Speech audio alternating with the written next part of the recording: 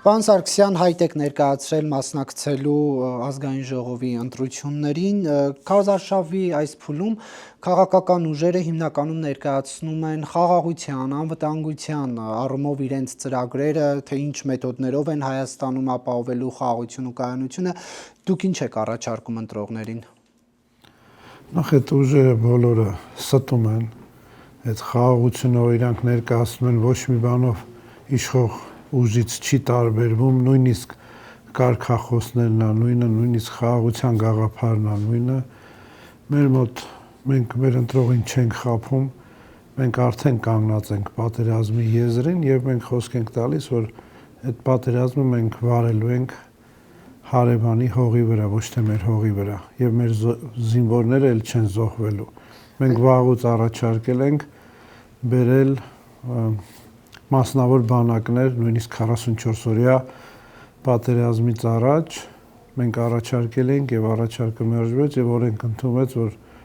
այսպես կոչված վարձկանները քրեորեն պատժելի են Հայաստանում։ Այսինքն կներեք, դուք չեք գնում խաղաղության, կայունության ճանապարհով, այլ պատերազմ սկսելու ծրագիր ունեք, ճիշտ է։ Պատերազմը սկսված է, մենք չենք սկսելու այդ Փաշինյանի թեզին, որ եթե չընտրվեմ օգոստոսին է պատերազմ, ես էլ ասում եմ, որ ընտրվեց հուլիսին է պատերազմ, հունիսին է պատերազմ։ Այսինքն այդ պատերազմը արդեն կա։ Ոչ Ալիևն է իր կարգախոսները փոխել, ոչ Ալիևն է հրաժարվել Արևմտյան Ադրբեջանից, ոչ Ալիևը հրաժարվել է 300,000 փախստականներից, այսինքն պլյուս դրան աշխարհաքաղաքական բևեռների բախման կենտրոն է դարել այսօրվա ընտրությունները, թատերաբեմ է դարել, այսինքն Հայաստանի ընտրությունների հետ 26 թվականի հունիսի ընտրությունները ոչ մի կապ չունեն։ Դարձել է աշխարհաքաղաքական բևեռների բախման թատերաբեմ, իբր երեք ուժը հյուսիսային հարևաններին են եւ իբր իշխող ուժը արևմուտքինն է, հա, բայց իրականում նա էլ է հյուսիսայինը, սարքել են մի թատերաբեմ, այս մի կողմը դուրս է եկել ունեցվածք պաշտպանի, այն մի կողմը դուրս է եկել, ասում է խլելու եմ ձեր ունեցվածքը, այսինքն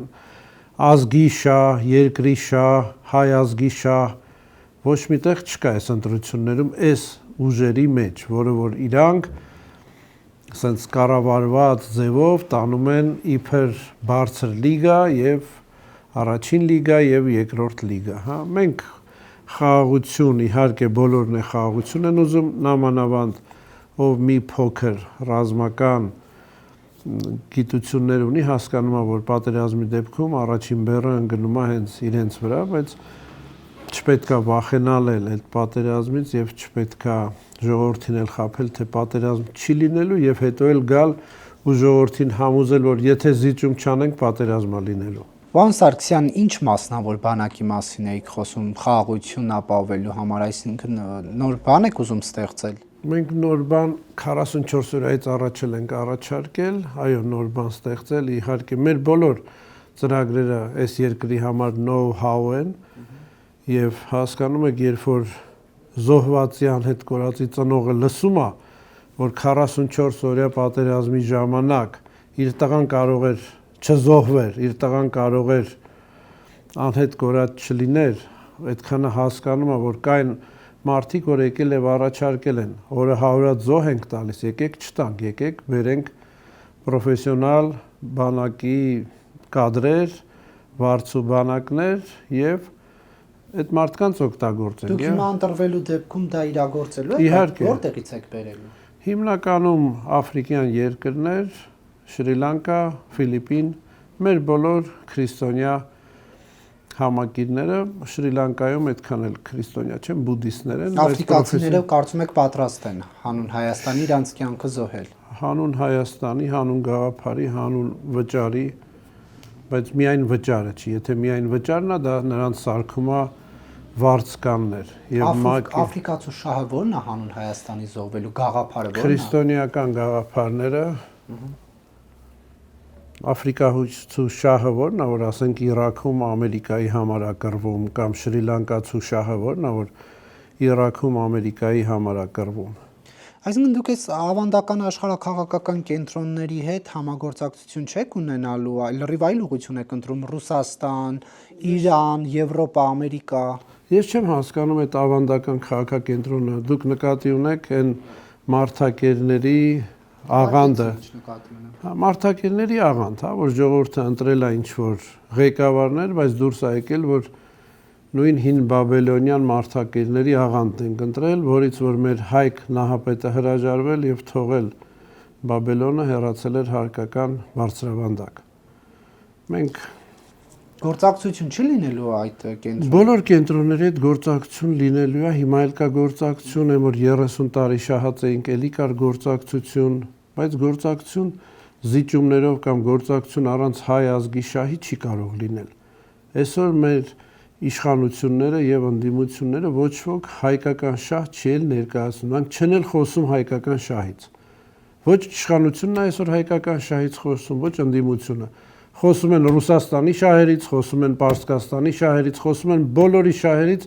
բացի Հայաստանի շահերից։ Հայաստանի շահերից երբ ուզում են խոսան, նույնիսկ ազգ բառը չեն կարողանում միջև վերջ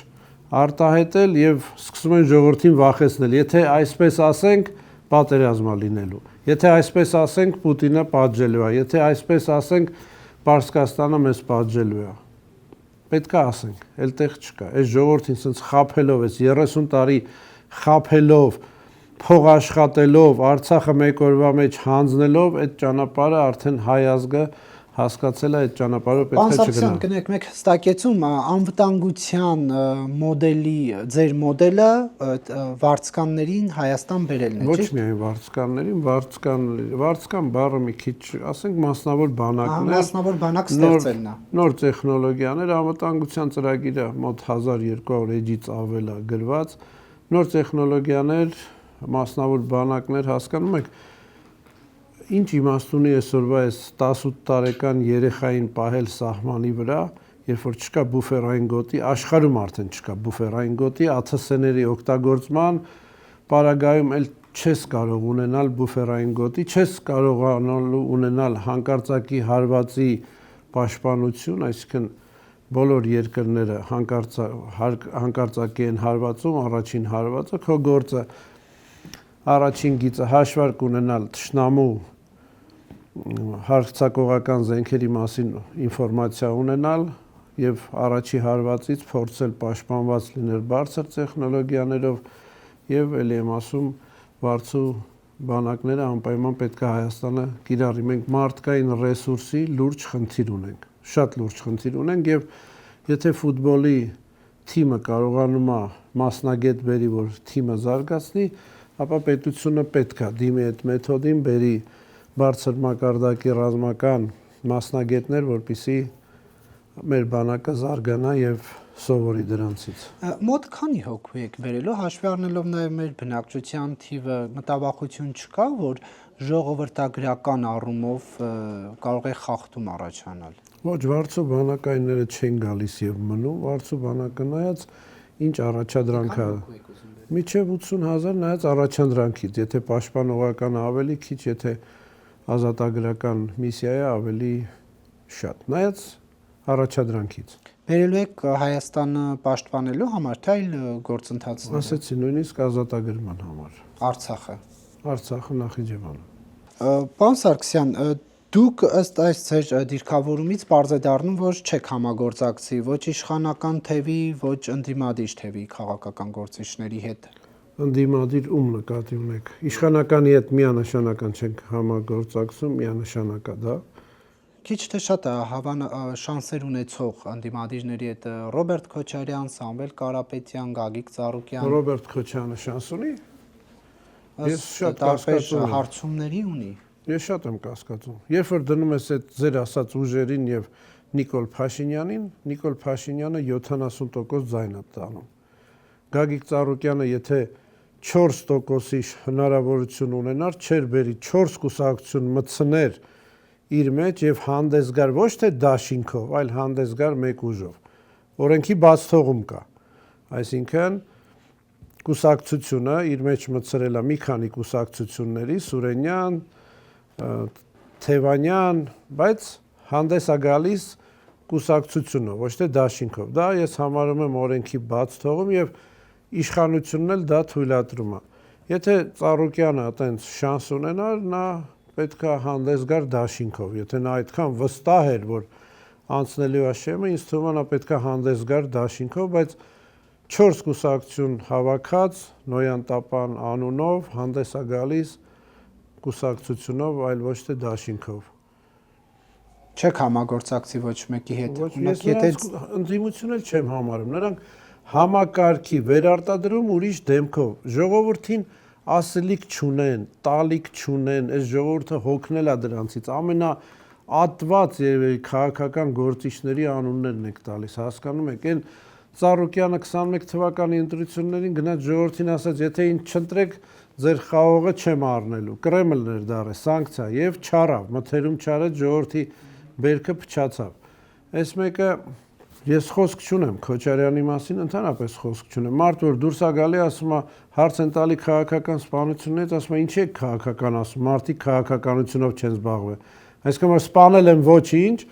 բայց քաղաքական մի ասեք, քաղաքականությամբ չեն զբաղվել, առանց հաշվի առնելով որ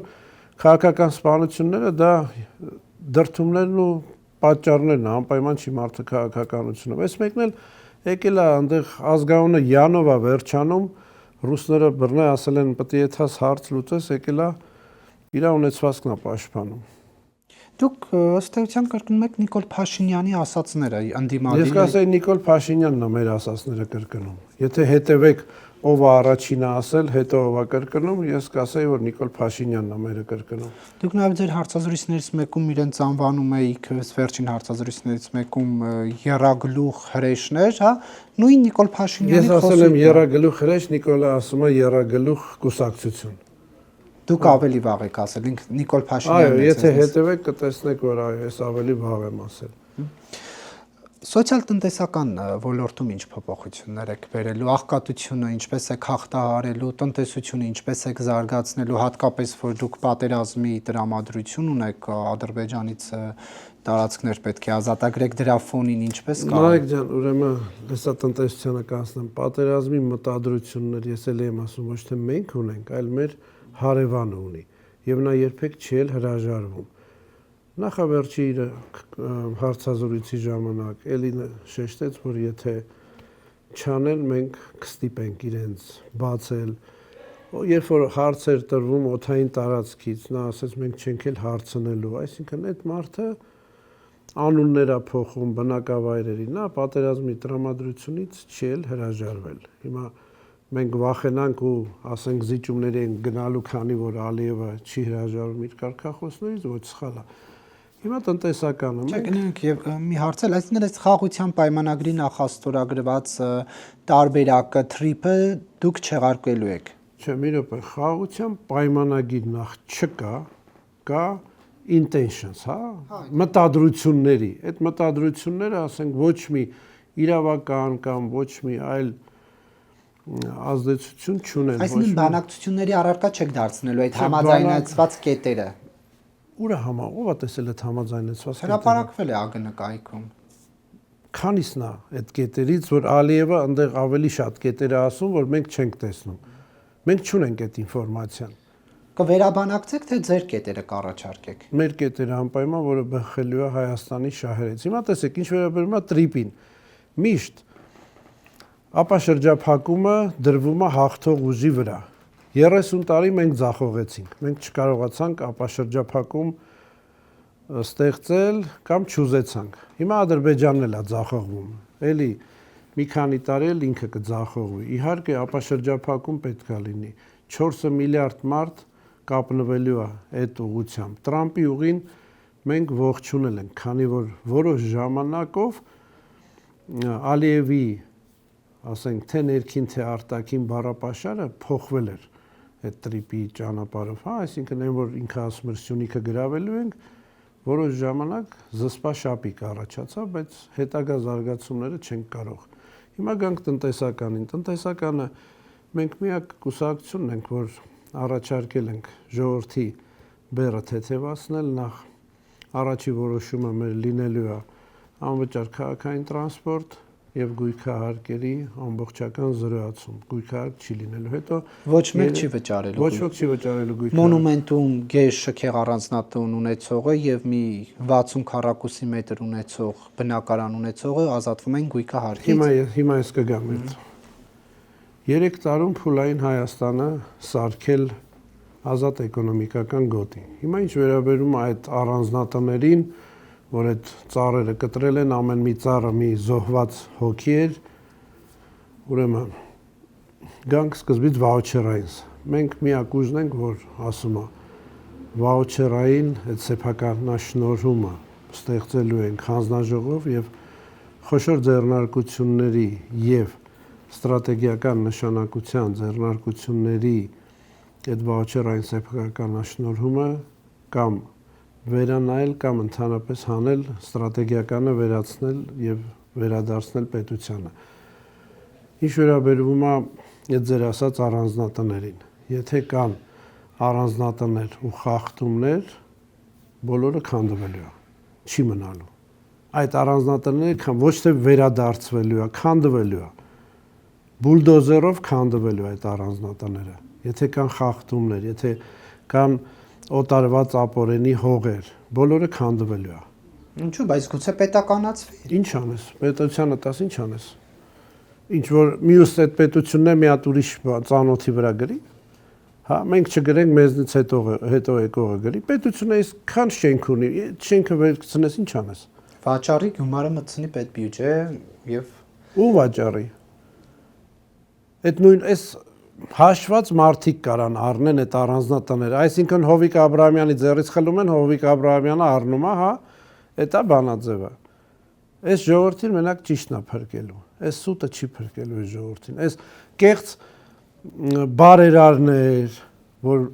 մեր հարկերը կերել են ու դարել են բարերար, այս կեղծ հայրենասերեր, այս կեղծ խաղաղություն բերողներ, այս ժողովուրդը միջև չհասկանա չի դզվելու։ Եվ տնտեսության զարգացումը դուք տեսնում եք ԵԱՏՄ մաքսային գոտում, թե Եվրամիության։ Տեսեք, ես արդեն ասացի, երբ որ քո հանրապետությունը դառնում է ազատ էկոնոմիկական գոտի, դա ոչ մի կապ չունի ԵԱՏՄ թե մյուս, քանի որ ԵԱՏՄ-ից կարա ԵԱՏՄ-ի մեջ լինի, բայց լինելու է տարբերություն, երբ որ դու Հայաստան ես բերում ապրանք, լինելու է սովորական, ասենք վերցնենք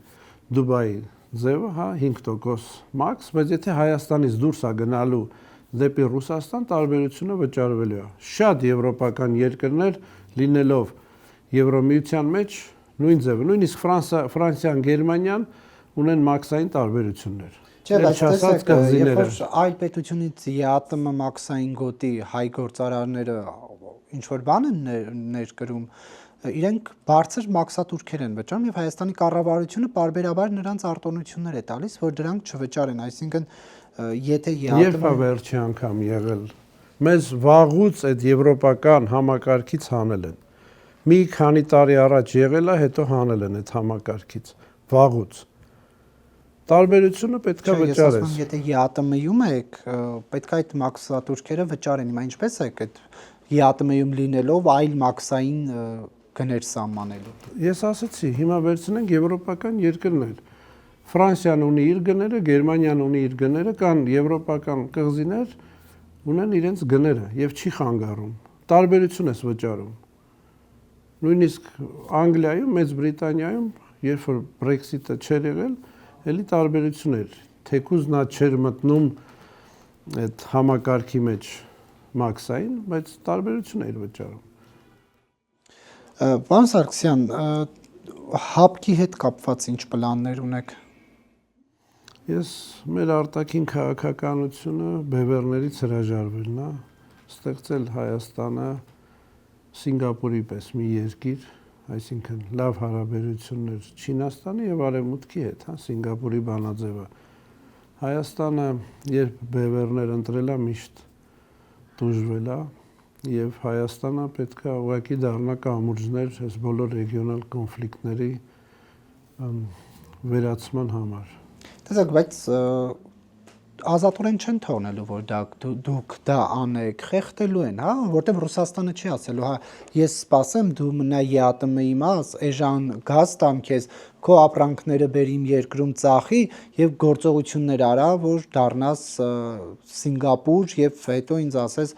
ցտեսություն։ Հիմա տեսնում ենք ԵԱՏՄ-ի հետ կապված գործընթացներ կա եւ Ռուսաստանը չի հանդուրժում, այսինքն այդ փուլում դուք ինչպես եք կարողանալու։ Մենակ գազն է խնդրեմը։ Եկեք նայենք Իսպանիան։ Ուկրաինական պատերազմը սկսվելուց Չինաստանի հետ լավ հարաբերություններ, այսօր Իսպանիայի ամբողջ հանրապետությամբ ցերեկվա լույսը ապահովում են արևային համակարգերը։ Նա հասկացա, որ այս պատերազմը Ուկրաինայի հետ չի վերջանալու եւ 4 տարվա մեջ, 4 տարի մի քանի ամսվա մեջ Իսպանիան իր երկիրը ամբողջովին փոխեց արևային համակարգներ դնելով։ Հիմա Հայաստանը, եթե միայն գազն է խնդրեմը, Հայաստանը կարող է նույն արևայինով, ատոմային էներգիայով եւ այլ երկրներից ներմուծելով թեկուզ Պարսկաստանում այդ գազի հարցը լուծի։ Ինչ վերաբերվում է Ռուսաստանը չի ասել կամ ասելու է, եկեք առաջնորդվենք այն կետից, որ Ռուսաստանը դեռ չի ասել, մենք էլ չենք լսել, հա, այդ ինչ որ դուք ասում եք։ Հիմա քաղաքական հայտարարություններ հավատալ ներքին աուդիտորիայի համար Ռուսաստանը շատ ծանր վիճակում է, մենք չգիտենք էլ իրանք ինչ են ուզում, մենք չենք էլ լսել իրանց առաջարկները եւ իմ վերջի ստուգումով 2 օր առաջ այդ երկիրը համարյա թե կանգնած է հեղաշրջման առաջ, համարյա թե եւ ասենք հույս դնել, որ այս պուտինյան ռեժիմը մնալու է եւ մեզ էլ ճնշված են պահելու, չի լինելու։ Ադրբեջանի հետ դիվանագիտական հարաբերություններ պատկերացնում եք։ Ոչ։ Ադրբեջանի հետ խաղաղություն պատկերացնում ենք Ադրբեջանի լուծարման դեպքում։ Որպեսզի, այսինքն այնտեղ Ադրբեջան այդ արեստացին հանրապետությունը ստեղծված է բռնի կովկասյան ազգերին միացրել են մի պետության մեջ եւ այդ ազգերը իրանք պայքարում են, իրանք ունեն իրանց վտարանդի կառավարությունները տարբեր եվրոպական երկրներում, մենք նրանց հետ շփվում ենք։ Ադրբեջանը խաղաղություն Հայաստանի հետ կունենա, երբ որ լուծարվի եւ այդ ազգերն էլ ապրեն կոնֆեդերացիայի սկզբունքով։ Այդ տարածքը ինչ լինի Ադրբեջանի ձեր պատկերացմամբ։ Ես ասացի այդ փոքրակ քանակ ազգերը Վերջը պետք է մի անուն ունենա, մի կարգավիճակ պետք է ունենան, մեկին պետք է ասացի չէ, ինչի պետք է, ամեն մեկը ունի իր թալիշները կան, լեզգինները կան, նոր պետություն առաջա, պետություններ, որոնք որ կոնֆեդերացիայի սկզբունքով կապրեն։ Եվ այնտեղ կան պետություններ, որ նույնիսկ ցանկություն են հայտնում ավելի շատ լինել Հայաստանի կազմի մեջ, քան թե Ադրբեջանի։ Եվ 44 օրյա պատերազմի ժամանակ Ալիևը հարց էր լուծում այդ ազգային փոքրամասնություններին ուղարկում էր առաջի գից, որպեսզի կոտորեր եւ այդ 30,000-ից ավել զոհ տրված, դրանք հիմնականում հենց այդ փոքրամասնությունների երեխաներն էին։ Ասացիք 1200 էջ ունեք անվտանգության, հա, ծրագրի համար, իսկ քանի էջ ունեք գրած Ադրբեջանը լուծարելու համար։ Ունեք կետերի հերթականությունը։ Շատ։ Քանի էջից է բաղկացած։ Շատ հատորներից։ Ոչ միայն իմ գրառումները, տարբեր։ Լավ, առաջին քայլը Ադրբեջանը լուծարելու համար ո՞րն եք պատկերացնում, որը պետք է լինի։ Ասեցի, առաջին քայլը ազատագրել մեր հողերը։ Հարձակվել, գրավել, ազատագրել, հա, եկեք մի հատ ճիշտ դնենք հարցը։ Դու չես կարա գրավես այն ինչ որ քոնն է։ Եթե Արցախի մասին եք խոսում, օքեյ է, բայց եթե բուն Ադրբեջանի տարածքի մասին եք խոսում, այսինքն ո՞րն է Ադրբեջան ձեր համար։ Այն ինչ Գանձակը Ադրբեջանը։ Այն ինչ ՄԱԿ-ը ճանաչել է։ ՄԱԿ-ը Գանձակը Ադրբեջանը։ ՄԱԿ-ը շատ որոշումներ է կայացել, որից էլ հրաժարվել է եւ այդ ՄԱԿ կառույցն էլ ոնց որ տեսնում ենք չգործող։ Եթե ՄԱԿ-ը լիներ գործող կառույց, մենք կարայինք հույս դնեինք խաղաղության պայմանագրի վրա, քանի որ խաղաղություն ստորագրելու համար պետք է լծակներ ունենաս։ Կամ միջազգային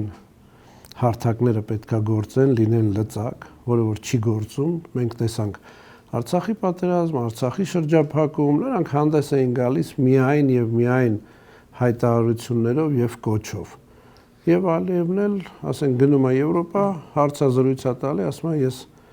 16 երկրի գազ եմ տալիս, որից 10-ը եվրոպական է, ինձ մի խանգարեք։ Դուք կարծում եք այնուհանդերձ հեշտ կլինի աշխարհի կողմից ճանաչված այդ պետությունը լուծարել, պարոն Սարգսյան։ Պետությունը ներսից է լուծարվելու։ Պետությունը լուծարվելու է, ոնց որ Արցախը, ասենք, անկախացավ պետությունը ներսից է։ Ես տեսել եմ պետություններ, որ լուծարվել են եւ երկու պետություն են դարել, մասնակցել եմ Սուդանի ստեղծմանը, հարավային քրիստոնեական Սուդանի ստեղծմանը, մասնակցել ենք, աջակցել ենք քրիստոնյաներին եւ մասնակցել եմ բոլոր այդ հարցա դրումներին Սուդանի եւ ես չեմ էլ ամաչի ասեմ, որ առաջարկը, որ պետք է այդ երկիրը առանձնանա, իմ կողմից է եղել, քանի որ այնտեղ կային շատ խելագար առաջարկներ, որը որ անընդունել էին։ Շատ լավ, Թուրքիայի հետ դիվանագիտական հարաբերություններ կհաստատեք, թե այնուհանդերձ նաև իրենց տարածքային պահանջները։ Ասեք, Թուրքիայի հետ ինձ թվում է շատ վաղ է խոսել ինչ կլինի, քանի որ մենք չենք էլ հասկանում այս կոնֆլիկտը, որ հիմա սկսվել է, եւ չենք էլ կարա, ասենք, հաստատ իմանալ, որ Պարսկաստան Իսրայելը Թուրքիայի հետ կոնֆլիկտի մեջ չի մտնելու, քանի որ նրանց կոնֆլիկտը արդեն Սիրիայից սկսվեց։ Մենք չենք էլ հասկանում ինչա լինելու, մենք չգիտենք էլ Էլդողանի մահից հետո ինչա լինելու կամ նրա հեռանալուց հետո ինչա լինելու։ Գալու են քեմալիստները, նրանք իբր ավելի դեմոկրատ ուժեր են ներկայանում, հա, մենք չգիտենք ինչա լինելու։ Իսկ ինֆորմացիան, որ ունեն իշխանությունները, մեր հետ չեն էլ կիսվում։ Իսկ ինչու Թուրքիայից էլ Արևմտյան Հայաստան չազատագրել, պարոն Սարգսյան։ Դե ես ասացի, մենք կարող է Թուրքիայի այդ մասնատման հարցը արդեն վաղուց է դրված։ Հիմա ես Պարզապես դուք որ Ադրբեջան եք ուզում գրավել կամ ազատագրել, Թուրքիան միջամտելու է, որովհետև իրանք Շուշիի պայմանագիր ունեն իրար հետ, որ Թուրքիան աջակցելու է Ադրբեջանի տարածքային ամբողջականության պաշտպանությանը։ Ձեր 80,000-անոց աֆրիկացիների բանակը կարողանալու է դիմակայել եւ 10 միլիոնանոց Ադրբեջանի 80,000 մենակ աֆրիկացի չեն, հա։ Ես ասացի, չէ, Ֆիլիպիներ կա։ Առանց խտրական մոտեցման, ուղղակի Աֆրիկան տպավորվեցի մեջ, բայց կարողանալու են իրենք դիմակայել 80 միլիոնանոց Թուրքիային եւ 10 միլիոնանոց Ադրբեջանին։ Դուք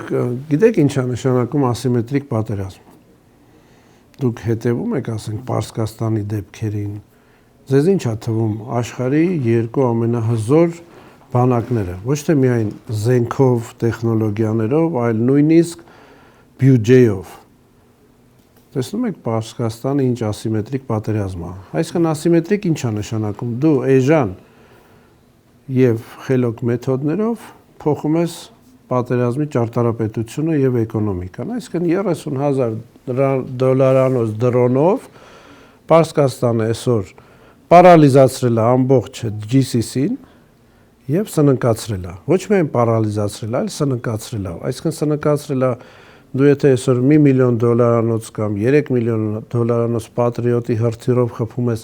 30,000-անոց դոլարանոց դրոնին, որ չգիտես էլ մեջը պայթուցիկ կա թե չէ, երկու օրը մեկ քո վրա ուղակի երկու հատ դրոն են ուղարկում, դու սնանկանում ես։ Այդ Թուրքիան էլ,